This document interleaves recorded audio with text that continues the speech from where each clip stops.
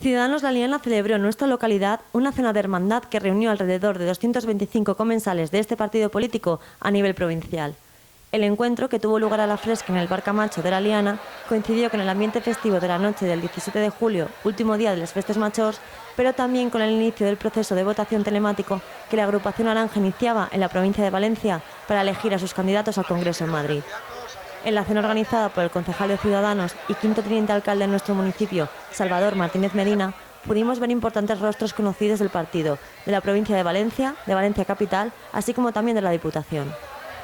Entre ellos a Vicente Senent y Vicente Raga, ambos candidatos al puesto número 1 de la capital del Turia, y a Juan Córdoba, subdelegado provincial y coordinador provincial de Ciudadanos, además de José Enrique Aguart, de la Diputación Provincial por esta formación. Todos ellos manifestaron su satisfacción de encontrarse en el municipio en esta cena de hermandad entre militantes. En relación a la polémica entrada de Toni Cantó como número 2 por Valencia, Juan Córdoba, Vicente Senent y Vicente Raga afirmaron que todo es parte del proceso de votación y que serían las urnas las que lo harían, dando más importancia al proceso que a los nombres de los candidatos.